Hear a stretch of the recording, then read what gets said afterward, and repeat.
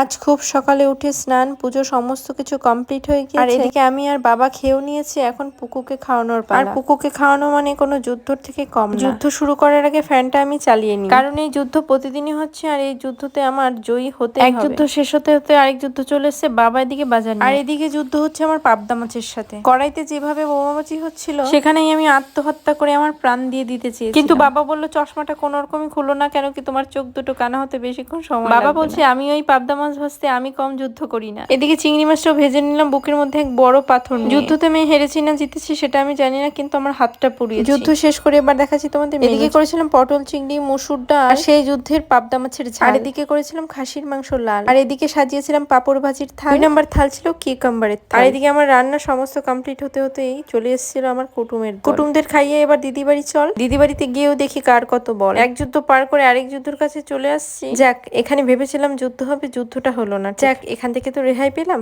ও বাবা, এখানে গ্লাস নিয়ে হাজির, এখন আবার পেটের সাথে যুদ্ধ। এখনই কিন্তু ভর পেট করে খেয়ে আসছি। এদিকে ধরিয়ে দিল আবার মিষ্টি সিঙ্গারার থাল। ও বলছিল আমাকে ক্যামেরায় নিস, সেটা কি করে হয়, আমার ক্যামেরায় কেউ ছাড় পায় না। বিল্লি হোক কিংবা মানুষ, এই ক্যামেরার থেকে রেহাই পাই না কোনো মানুষ। এদিকে বাবাই আমাকে বলছিল মানে করলা নেবে, দেখো কত বড় করলা। আর করলাটা এত বড় ছিল আমি নিয়ে আসতে। তারপরে চলে এসেছিলাম আবার বাড়িতে এসে দেখি পেয়ারা গাছের সাথে যুদ্ধ শুরু। এই সুন্দর জামাটা দিয়েছে পুচকুকে আমার বাবা। এদিকে আমার মেয়ে কান্না করছে জামাটা, এখানেও দেখি যুদ্ধ শুরু হয়ে গিয়েছে। বিশ্বাস করো, আমি ভেবেছিলাম ইন্ডিয়া আর বাংলাদেশের মধ্যে যুদ্ধ শুরু হবে, কিন্তু আজকে আমার বাড়িতে এত বড় যুদ্ধ শুরু হয়ে যাবে সেটা আমি কোনোদিনও কল্পনা করতে পারি।